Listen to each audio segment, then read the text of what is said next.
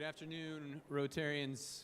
Happy New Year. I hope you had a great holiday season. I hope not too many people got sick. I keep hearing stories about people getting sick, so I hope you had a healthy holiday season as well. Thank you for being here and joining us at the Rotary Club of Toledo. Today, unfortunately, we begin our program with some sad news. Roger Rummel, who was a past president of Toledo Rotary, passed away on December 27th at the age of 90. He was a dedicated Rotarian for 36 years. He led the club as its president in 1985 and 1986. I also understand from Chuck Mann that he was always giving things away, including free car washes. So a fantastic man. So please join me in a moment of silence as we remember Roger for his dedicated service to our club.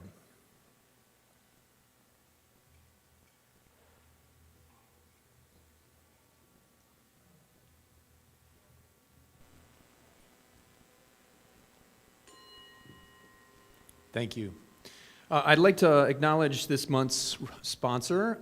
It's Skillful Strategies and Rotarian Dan Skilleter. I guess the audio doesn't like that part of it.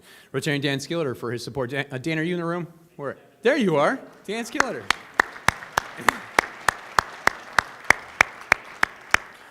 If you haven't already done so on your way in, as you know, membership engagement would love for you to check in. You can use, I think there might still be QR codes at the table. If not, the QR code is right here on the screen, so check in for the meeting. Take a picture maybe. We have a great full room today. I'm so glad to see everybody back from the holiday. It's fantastic to see all the friendly faces. At this time, I'd ask that Rotarian Anna Collin please come to the podium so that she can provide us with a reflection and lead us in the Pledge of Allegiance.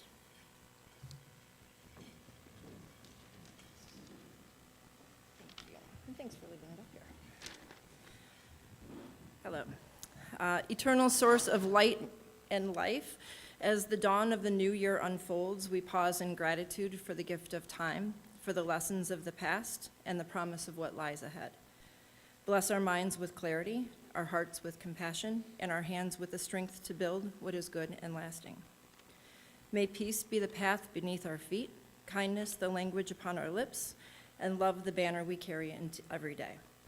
Guide us through challenges with courage, through blessings with humility, and through change with unwavering faith. In this year, let our lives be a reflection of hope, our actions a testament to grace, and our days a celebration of the beauty you have placed within and around us. Amen.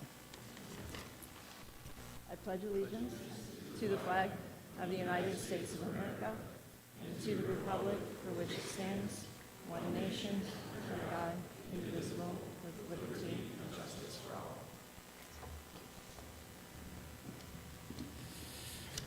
Thank you, Anna. Does anyone have any guests today that they would like to introduce? If you do, I think, is Zach here with the mic in the center of the room? There we go. And so if you could just go to the center of the room, use the floor mic, that would be great. Right behind you. Yep, right. There you go.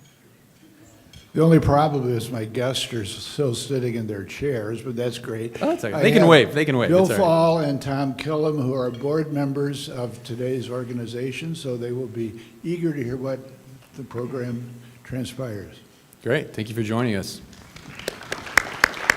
Hi, thank you for having me. I'm Deb Ayers from the Avalon Foundation, and I've brought Bree Hobbs from Amada Senior Care with me today. Great. Thanks for joining us, Deb. President Scott, fellow Rotarians, I have with me my guest, TJ Losby, who is a senior manager at Plant Moran.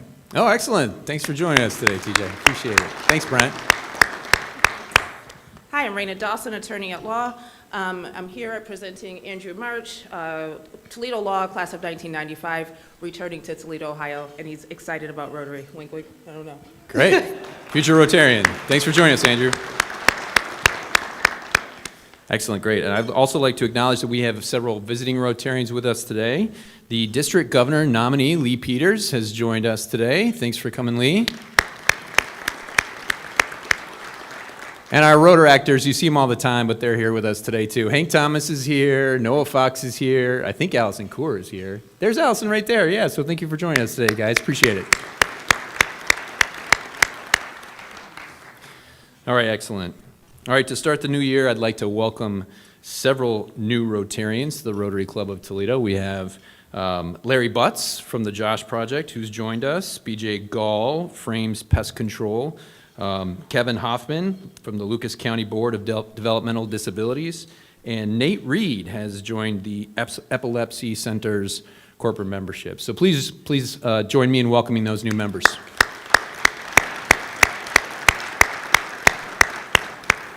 I know I've seen BJ already pretty active. I've seen him in the hallways, and he's being a great watching people come in and helping people get oriented and things like that. So I'm glad everybody's already getting involved. All right, to get to today's program, if Rotarian and board member Zach Isaac would please come to the podium, he's going to introduce today's speakers. Thanks, Zach.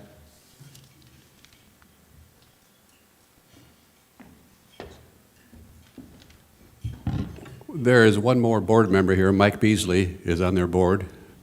And then we have one of the officers that's been a recipient of the program as well, which I'm sure Bill and Steve will introduce later. I'm so pleased today to introduce Steve Serchuk and Bill Farnsel today to tell us a story about the Toledo Police Next Door program, which is a privately funded and privately administered local program to increase public safety and home ownership in the city of Toledo. This program provides Toledo police officers with down payment assistance to purchase homes within the city of Toledo, which leads to a safer city, stronger city, and more desirable neighborhood to live in. Steve, as most of you probably know him in this room, has been a commercial real estate agent for over 50-plus years. I worked him for 35-plus. Great guy. He was also the first neighborhood planner by the city of Toledo back in the 70s. Steve is also largely involved in giving back to the community through volunteerism with other various organizations, but he started this thing a couple years ago, guys. Bill is the Chief Executive Officer of Neighborhood Housing Services of Toledo that operates Neighborhood Works Toledo Region, which is a non-profit charitable organization whose principal business lines include lending in support of homeownership and homeowner-occupied rehabilitation, affordable housing development, residential energy conservation, and homebuyer education and housing counseling. Bill is also a member of the Ohio Housing Finance Agency. Together, Steve and Bill assist Toledo police officers with obtaining housing in the city of Toledo and managing the entire purchase process through closing.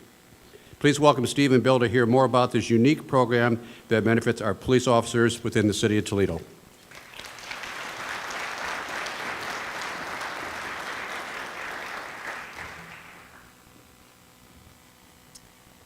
Zach told you everything you need to know about the program already, so I can sit down.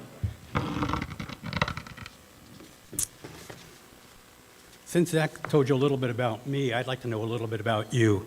So I'm going to ask you to, if you would please raise your hand if you think having a police officer living down the street from you would make you feel safer. Okay. One other question, and please raise your hand if you think having more homeowners in your neighborhood than renters would add to the neighborhood stability. God, I'm done speaking. Thank you. This is a story about how two private business people decided 3 years ago to do something about public safety. If you notice on our TV stations, every night they begin with 3 criminal stories. And we just thought, is there something that private business people can do to improve our community? Even though public safety is the #1 responsibility of local government, we felt if we did something privately funded and privately administered, that residents would feel safer and make Toledo a more desirable place. The inspiration for this program started from a police officer who lives down the street from me. And he sent his 2 boys to local schools. He's part of the neighborhood. He became the coach of the Little League. And he happens to be a dog lover. Can you raise your hand if you're a dog lover here? Okay, well, you know, if you're a dog lover, you have to walk the dog. Well, Tim walks Harper 3 times a day. Each time is a mile. So Tim, who's now a retired police detective, he was on the service for 30 years, he walks Harper 3 miles a day, and what he does, what he's doing, he's actually patrolling the neighborhood. Now, he wouldn't indicate he's patrolling the neighborhood, but police officers are the most observant public employees we have. They look at what's not right in the neighborhood, what's out of place, who doesn't belong there. So I feel safer that Tim is walking 3 times a day patrolling my neighborhood. At one time he told me, he said, watch that house over there, they may be dealing with some drugs. He also tells me when OLPH has their carnival to make sure the cars are locked because the carnival people are from out of town and they will look for places that they can steal some. I thought that if we incentivize police officers who either currently live in Toledo and rent, or police officers who live outside of Toledo to buy homes in Toledo, that we could increase the public safety and thereby both retain and attract residents. The concept is simple. I call it connected and protected. Our community is connected and protected. When we started, we identified 2 community problems. The first one, and you probably don't know this, 40% of all the non-command police officers live outside Toledo. So here's the statistic. We only have 195 police officers of 483 who actually live in Toledo. And it's even worse for the command officers. 90% of the command officers live outside the city of Toledo. This wasn't always true. Prior to 2006, all local jurisdictions had the right, it was called the residency requirement, whether it was the city of Toledo, the city of Perrysburg, Oregon, Maumee, Rossford, they had the right that if you worked for the municipality, you had to live there. When I worked for the city of Toledo in the 1970s, I had to live there if I wanted to work for the city. In 2006, the state legislature, in their infinite wisdom, took that right away from local government. And our mayor at the time, Carty Finkbeiner, some of you may remember him, he fought that for 3 years. It finally went to the state Supreme Court, and the Supreme Court upheld the state legislature. So what happened, we have 618 police officers.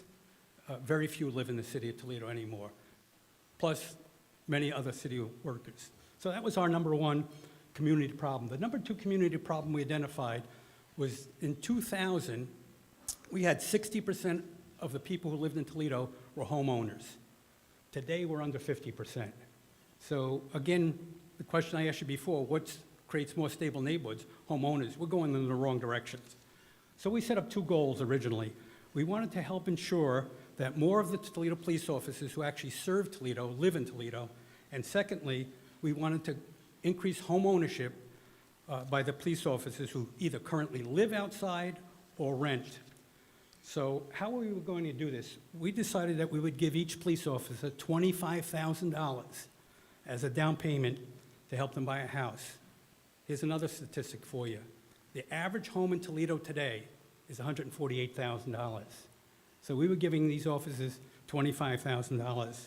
We established a 3-year objective of 18 officers. So how did we fund the program? Many of you know Pat Trumpeter. Pat Trumpeter and I are friends, and through the Trumpeter Family Foundation we each committed to give $75,000 a year for 3 years. So we each contributed $225,000 to make this happen. That would enable us to do 18 police officers over the 3 years. We were fortunate, the program this past year, another businessman learned about the program and contacted me, and he also gave $75,000. So we were able to do 3 other offices. At this time, I'd like to introduce Bill Farnsel. Bill Farnsel is the head of NeighborWorks. They are our administrative partner. They actually are a 501c3, and they actually run the program. They are the face of the program with the police officers. Bill?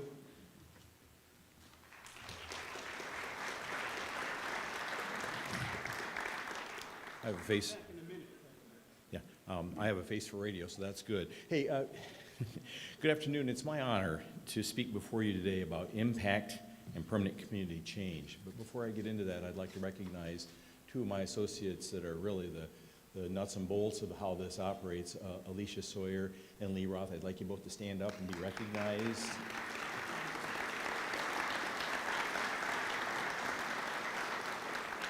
And again, I know Steve was just up here, but I'd like to recognize Steve Serchuk, because without his inspiration, without his commitment, without his contacts, this program would just be somebody else's idea. Steve actually put this thing into place, and we're blessed to have him as a partner.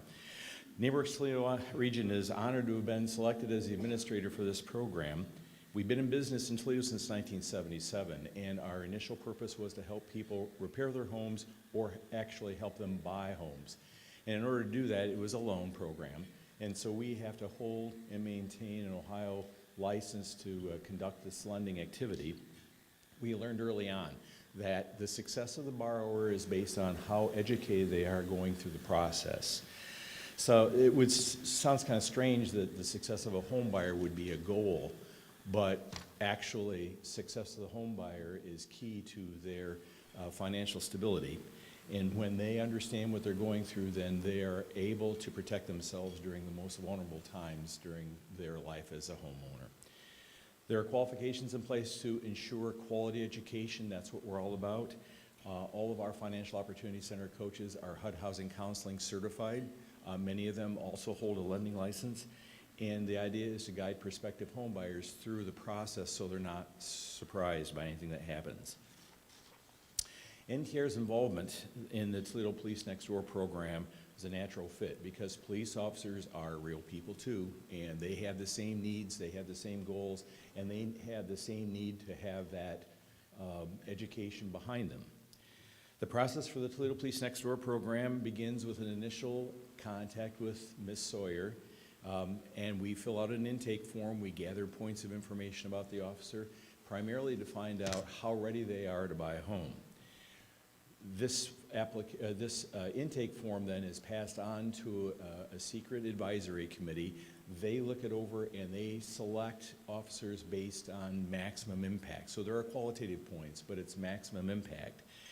And they make a recommendation back to us, and then we contact the officer, give them a letter of commitment. Officers have to be on the force for at least a year. They have to promise to stay in the home for 5 years, and they have to participate in our 8-hour home buyer education. So 8 hours sounds like a lot, but we pack a lot of information in that short time frame. Every home that is selected is given a complimentary inspection by Seagate Inspection, every home. And if the officer happens to close the deal at either Louisville Title or Midland Title, those title agencies give a discount on their closing package. Now, there's an appraisal.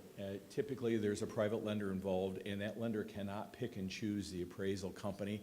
But if that appraisal lands with the Martin and Wood appraisal firm, they discount their services to officers for this effort.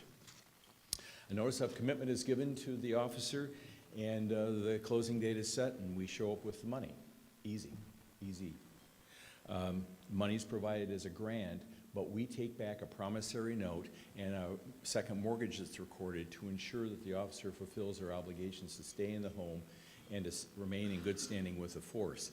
Now, it's a 60-month, it's 0 interest, there's no debt service, so at the end of 60 months, we release it. So it is a grant, but we have to have those recorded documents in place.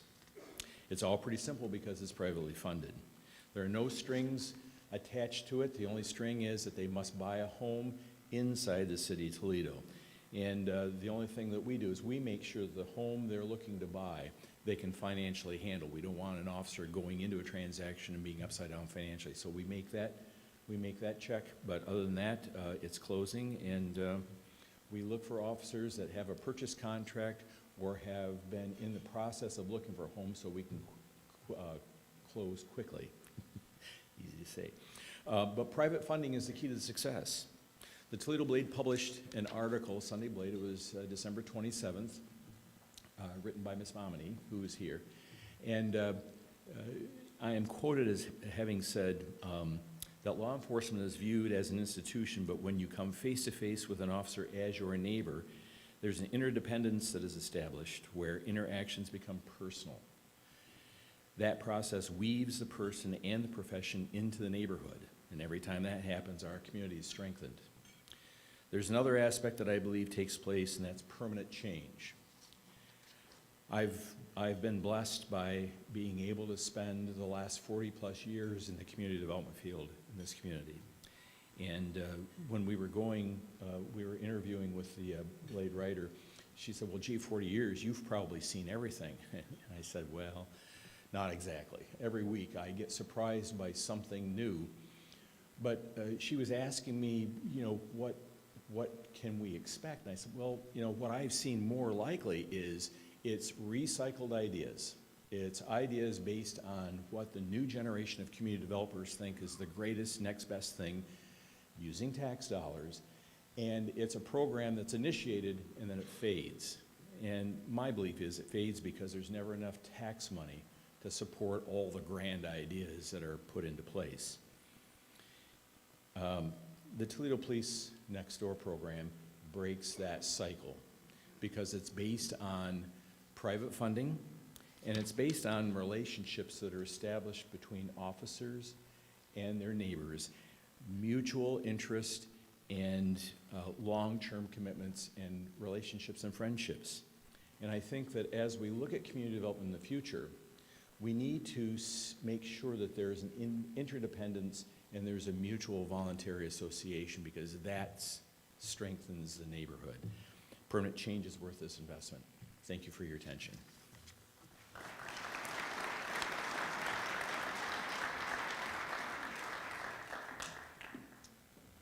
What I'd like to share with you now is the accomplishments over the last 3 years. Can you can you dim the lights too? This may be hard to see and read, but when you walk out, each one of you will get one of these flyers, which basically has this material plus additional stuff. So we've raised $540,000. 47 police officers have applied. We've only had money to give 21 of those officers the $25,000 down payment. 12 of the officers came from outside the city, which was one of our goals. I told you we have 60% of our non-command officers living outside the city. 18 were first-time homeowners. We do give a preference to first-time homeowners.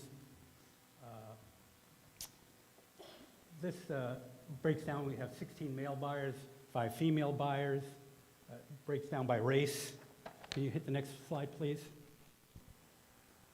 The average time on the force is 5 years. We typically have younger officers, which we actually like because they're raising their family right in the community. They're part of the community fabric. The average age is 33.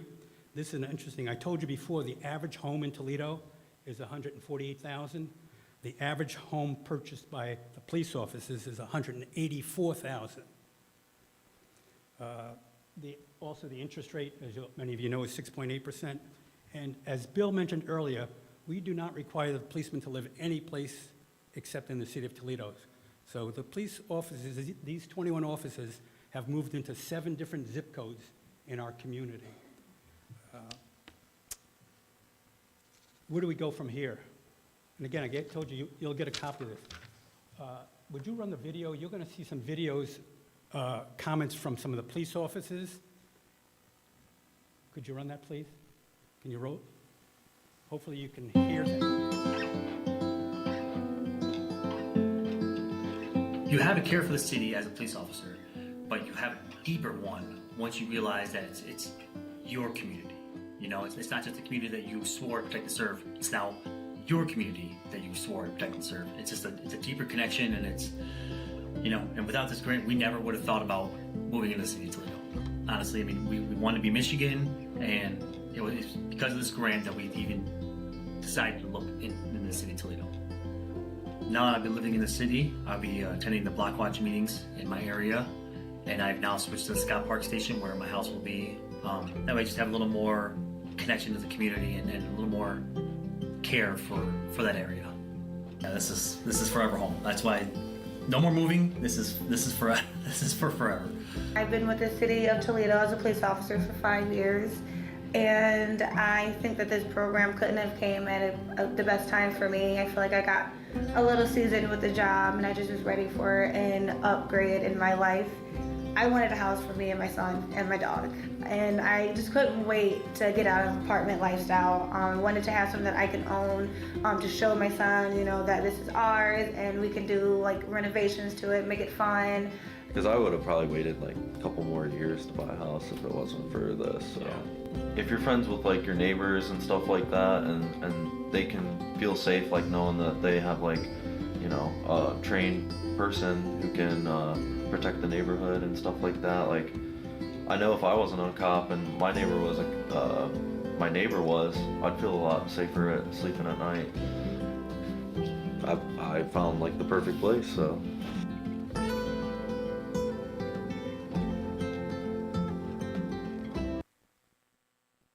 To introduce our special guest, which is Officer Amira Bryson. Did she walk up someplace? She went to the bathroom. Here she comes, okay. So let's give her a round of applause when she comes in.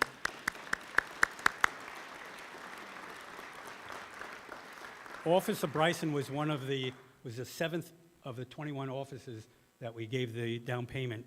She was the last one in our first year, so.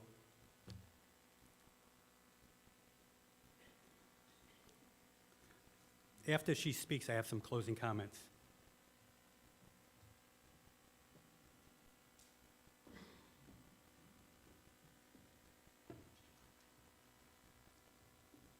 Hello. Alicia Hall was the wonderful young lady that helped me through this process. So I'm gonna have her speak first. Great value. Hi, everyone. Thank you for having us here. As mentioned, Bill and Steve talked about this program, the impact that it has. And simply put, for me, this program bridges that gap of misunderstanding between officers and between civilians. I feel like as a police officer, once you're connected to the community that you're serving, you have a better understanding of who those people are and vice versa. And I feel like in the news and in the media, we're seeing one thing, but in real life, it's a completely different experience, and this program really put emphasis on that. So we thank you guys for hearing us out today.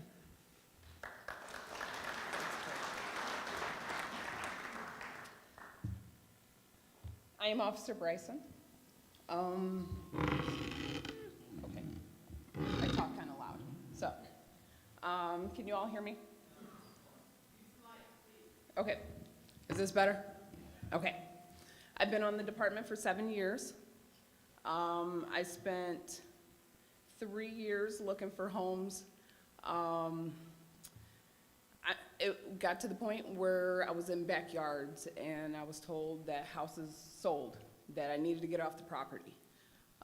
Before I even went to homes, I was told that it was sold. And I got discouraged, and the money that I ended up putting aside, I decided, screw it, I bought a car. Time went on, and I was told about the program. And I was like, I don't know if Toledo is for me. But I was like, I'll give it a shot. Ended up told, like, the very next day that I got it. And I was like, wow, okay. Went online, found a house. I actually, before the whole underwriting, I ended up picking the home that I wanted, and it was kind of like a fast process. So I didn't get a chance to do the whole video interview, but that's okay. My realtor told me it was the fastest a house has ever sold in his career, and it was very, very rewarding. It took me, I'm gonna say, about 6 months in the home to actually fully realize that this was my house. I am a single mom. This home was a blessing for us. I can finally establish roots, build our home, whatever the case may be. When it was mentioned about knowing my neighbors, I know every last single one of them. I know pretty much their whole family. If they go out of town, they're telling me, hey, I'm going out of town, there's nobody should be here, and I'm like, okay. But I have to admit, and I tell everybody about this program. This has been truly amazing and phenomenal program to implement for our officers.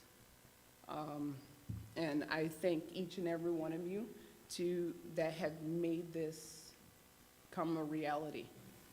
And look forward to seeing this grow even more and having more officers out in your neighborhoods to make you guys feel more safe, better at ease. So, thank you.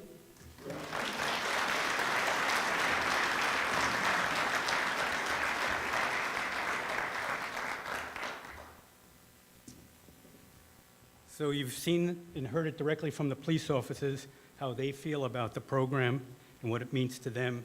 So we're getting that connected and protected community. Where do we go from here? We have a goal for the next 3 years of doubling the program. So we've done 21 in the last 3 years. We want to do 40. I'll see how good on math. 40 times 25,000 is how much money? See who's good at math. 40 times 25,000? $1 million. So we're in the process of raising $1 million to continue the program. How many of you watched It's a Wonderful Life on TV? Okay. You know, it's on, and it was on every day last week. And if you remember in the program, in the movie, George Bailey is having his last, what's supposed to be his last dinner at home with his father, Peter Bailey. And they're sitting at the table. And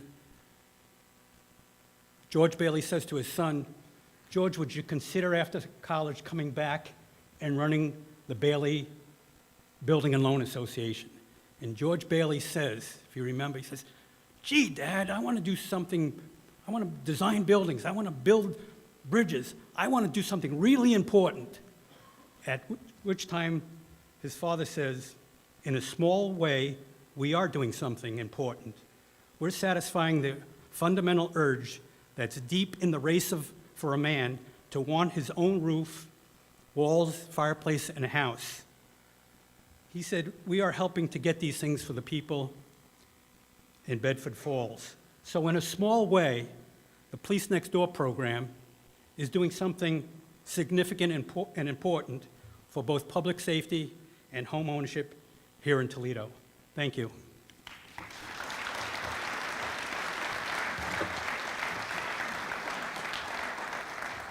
Hopefully we left some time for Q&A, right?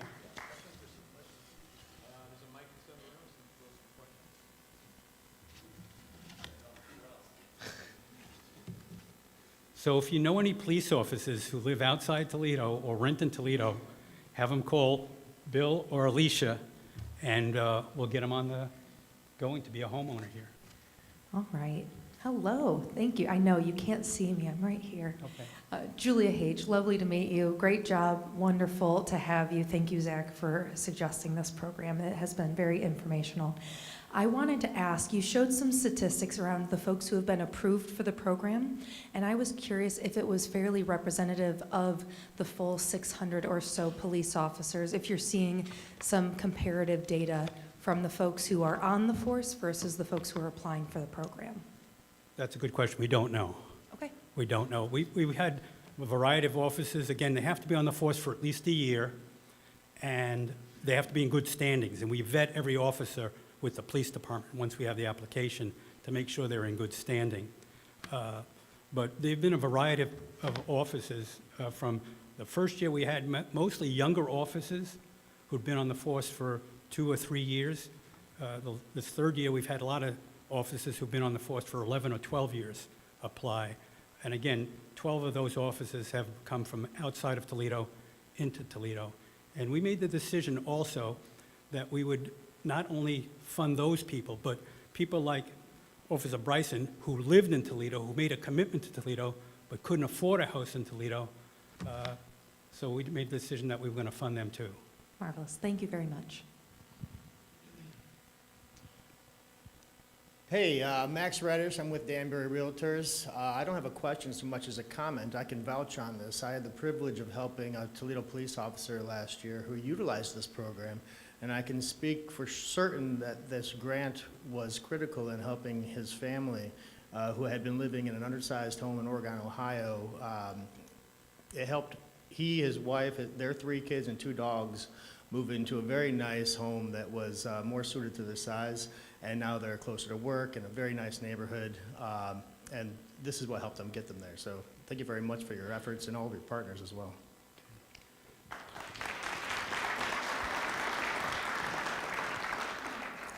Good afternoon. My name is Lisa Anderson. Thank you all so much for coming today and speaking to us. I had a couple of questions. One, how do officers become aware of the program? So what we've done is we have a flyer.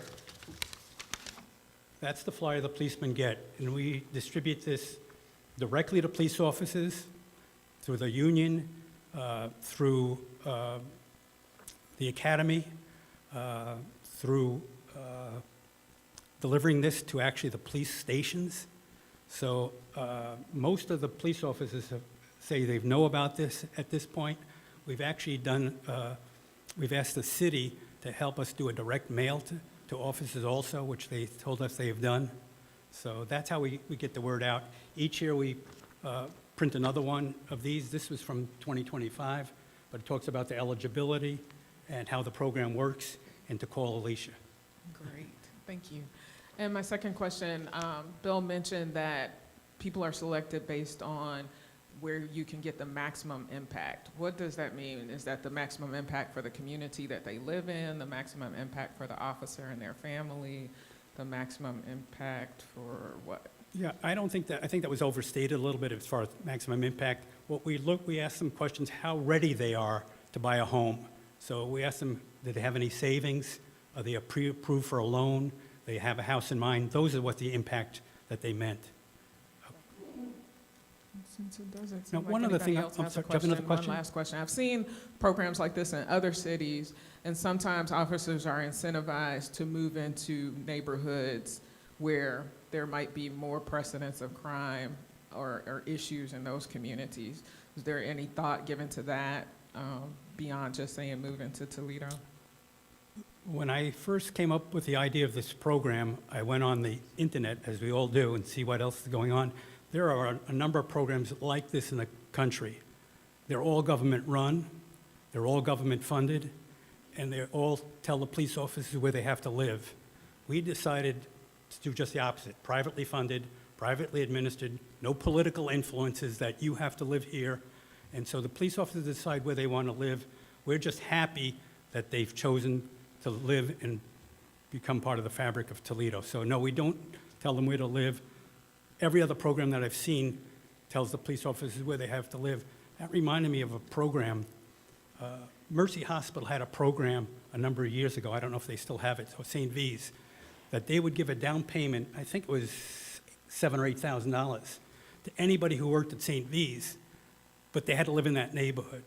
And they only had 3 people apply, and all the time they had the program. Our program is much different. We want the police officers to choose where they live instead of tell them where they have to live. Many of them have to work those neighborhoods you're talking about. They may not want to live in those neighborhoods, but if they do, that's fine.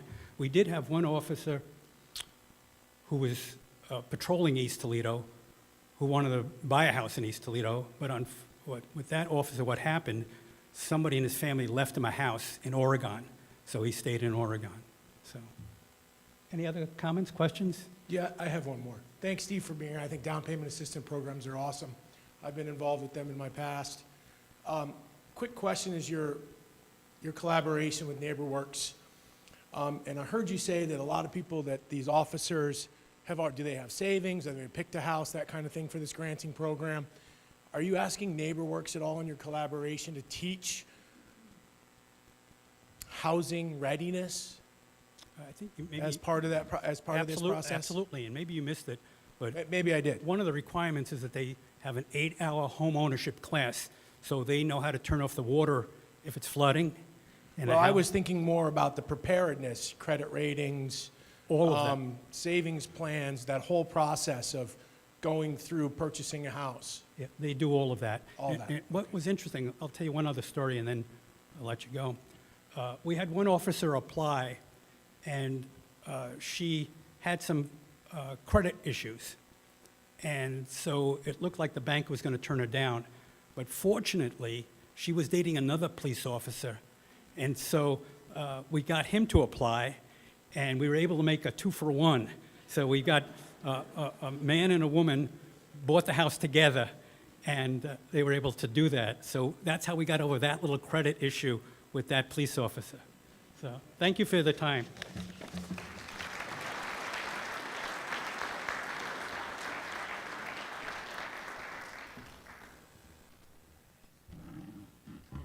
Thanks, Steve and Bill. Appreciate your time. And in appreciation of your coming today and sharing us the program, we do want to give you a gift, as well as the officer, a book entitled Historical Tales of Toledo, which is actually authored by one of our past presidents, Clint Mock. So I'll make sure I get those to you before you leave today. We'll also make a donation in each of your names to the Polio Plus Fund, which is Rotary International's effort to eradicate polio from the planet. So thanks again for your time. Also, Bill and Steve, you guys are doing great work with this. I know Rotarians in this room really appreciate your efforts. I'm actually a little shocked that you're not Rotarians. Given the way you apply the four-way test, so we need to have another discussion after the meeting as well. So appreciate that. Excellent. Well, next Monday, I mean, we're getting here to close to the end of the program. I'm going to give you a few minutes back to your day. As we talk about our next meetings, and please join us obviously for Charlene Page will be joining us next week, the Executive Director of Workforce and Economic Development at Owens Community College. Charlene's going to provide us with an overview of Owens' workforce training initiatives and share strategies designed to address Ohio's growing technician shortage. So that'll be an interesting one. Also wanted to give you a reminder that January 31st is the second deadline for grant submissions for the Toledo Rotary Foundation, and then grants will start to get vetted after that. So the reason I bring that up is raise your hand if you belong to a committee in Toledo Rotary. Excellent. I appreciate that. Service committees will be very busy after January 31st. So if you have not joined a service committee, whether it's youth or international or community service, they are going to have some great grants that have come forward, and that they will need some help vetting. And as Rotarians, I think it's part of your job, and it's incumbent on us to make sure that we get involved, to make sure we see where in the community we can best make our impact, right? Our connection, bringing other Rotarians, other groups together, and making an impact in our community. So I'd appreciate it if you got involved in that as well. There are no meetings this afternoon, and I hope that you all go out and unite some folks for good this week. We are adjourned.